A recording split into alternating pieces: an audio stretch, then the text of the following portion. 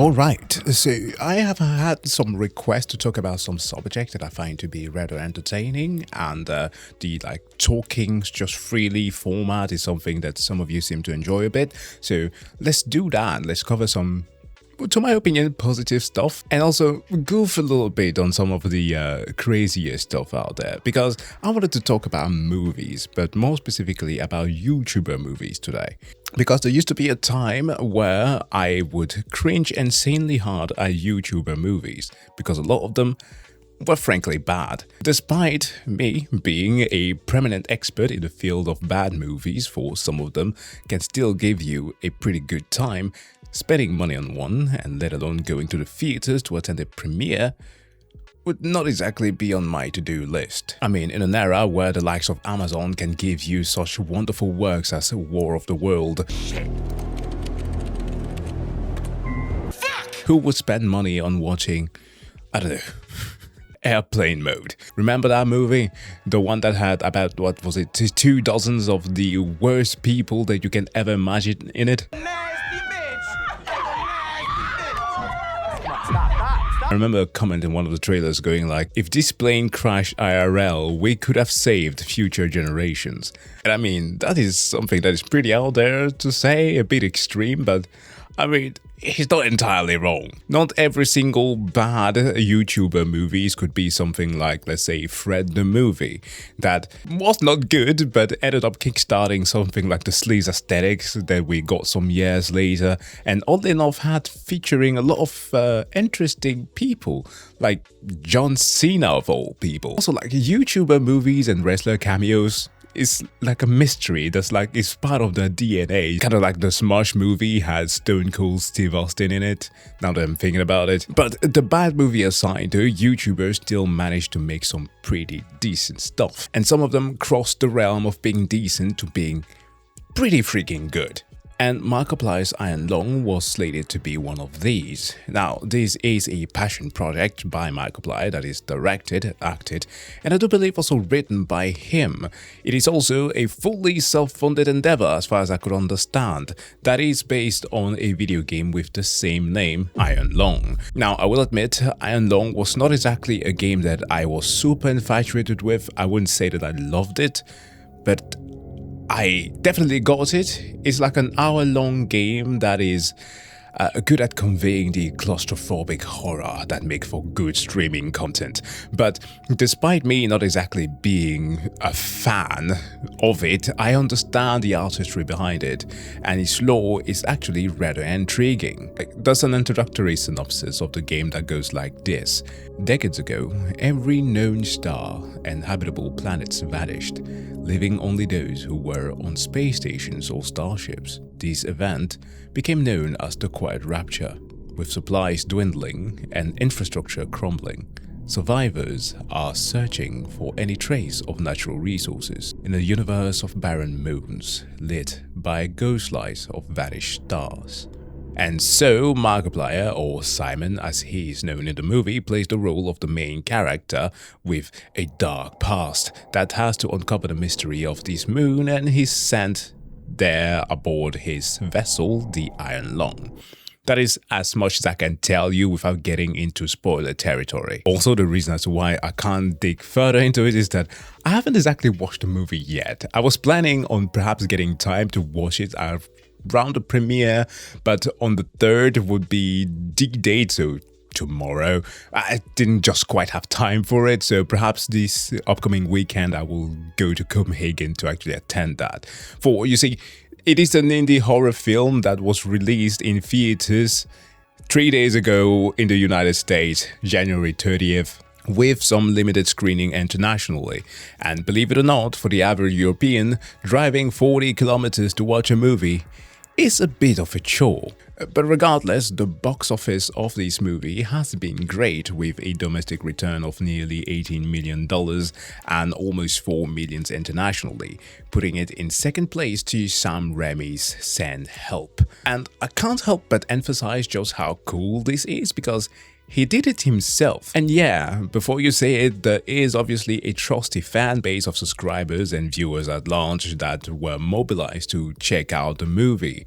But compare that to Sam Raimi, that has one of the most iconic legacy tied to his name, or even better, a government-backed project, which I wish I was joking here, used citizens' taxpayer money and governmental announcement to advertise it, to advertise a real celebration of a rich storytelling about riches to riches tales about a billionaire woman whose life would be turned upside down in 20 days as she would become the First Lady of the United States. Again, yes, a $75 million project that no one showed up to watch because, believe it or not, when you promise your citizens affordable food and healthcare, they don't exactly plan to get a fucking movie in return. Oh, by the way, the healthcare and food is also something that you took away, so bravo. Sorry, I couldn't help myself. My point is, no studios, no distributors were being involved in Markiplier's project. Matter of fact, the film actually wasn't going to have a wide release, but after fans demanded it so, he was urging people to contact the local theaters to make sure that they could allow this film to be screened over there. So eventually it ended up opening to over 4,000 screens. Like, here's a quote from Markiplier himself on this. "They went to town on this. That's what makes me tear up. They leapt at an opportunity to help me. That's why I will always swear by YouTube and internet content creation as a platform." Now, Markiplier did also clarify the classics thing that we all have come to learn about the industry, being that making passion projects like these require creative freedom and the liberty to not just execute what is on your mind, but also the freedom to not be shackled by expectation of high returns. That's an unfortunate and inconvenient truth, because that is the classic thing that forces tons of movies to not take any chances. Wait, was chances the right word there? Any risk is better phrased. Now, where the story kind of gets fishy and also scary for both him and, I guess you could say, the counterpart, is that during the weekend, as this movie was slated to take the lead in first place, at it almost came in with $5 million, it suddenly became hard to track. In fact, some box office charts straight up stopped listing his film. So this Saturday, right? I swear I was on this list, but Iron Lung isn't here anymore. There's no numbers for Iron Lung. They took me off the chart, and I thought, hey, maybe that's a fluke. maybe there's something wrong. But here's Sunday.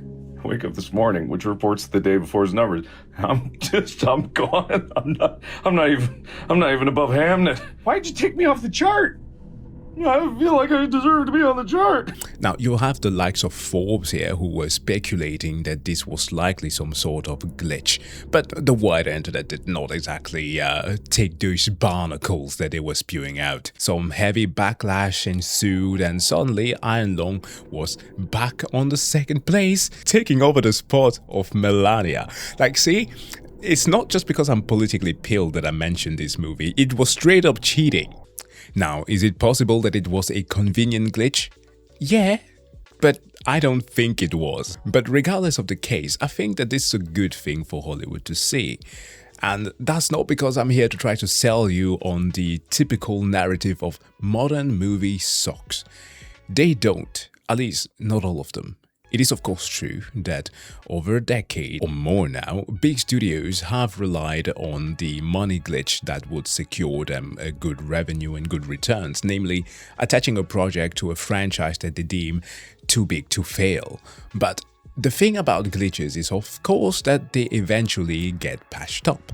But at the same time, the same director that tend to be tied to the issues with these studios, the very same that you often hear are contributing to the problem when not contractually bound to a big studio, end up producing works of passions that are indisputable work of art. Like, just take a quick glance at the indie scene. Even A24 movies have now wormed their way into the mainstream, as what I dare even call risque movies have become more accessible than they've ever been. So like the good old excuse of, oh, no good movies released this year and or month or whatever time period, that's just not true. It's you not looking for them. Now, of course, looking for this type of movies also relies on you having a certain degree of trust, because my take in this or in this movie doing so well isn't just because Mark is a big YouTuber. He is also one that has earned his audience's trust. People go to see his film, are willing to make sure that the local theaters are willing to showcase the film because they trust that Mark will put his effort behind something worth their time. And from the scores that I've seen so far, it is something that fans seem to appreciate quite a bit. And so, should big studios, in the way that some have likely viewed the situation, be scared about this? Yeah, kind of. But the thing is, they can still do the same, because I just watched the Doorman episode of Wonder Man. Yes, a Disney Marvel show, and I am seriously resisting the urge of yelling something kind of foolish like "Marvel is back, baby!" simply because we haven't had something this good since WandaVision.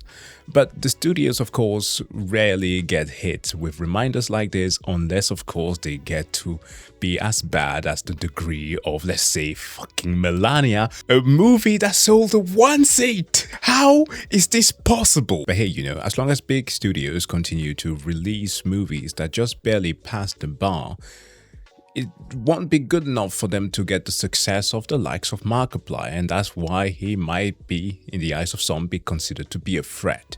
But all I really want is for people to recognize that there is good cinema to be seen everywhere. And on the part of Mark, I'm going to be judging it, of course, based on my own viewing, but as what I can see, him being able to convey what you, I guess, would have felt while playing a game like this in a cinematic format. It's not just like indicative of his clear understanding of the project that he was dealing with, but also his skill as a filmmaker. That is awesome, and I'm very much looking forward to this, and I'm very, very happy for his success with this endeavor. But that has been my take on the Markiplier's Iron Lung. Let me know your thoughts if you watched the movie. It's okay to put on spoilers, okay? I'm not gonna read your comments before I watch it myself. But Jack, that's kind of contradictory. Help the video out, okay? Anyways, guys, thank you for watching. I'm gonna do a bit more of this type of talking head videos about stuff that I like myself, so stick around if you want to hear more of my brainstorming. Alright, have a wonderful day.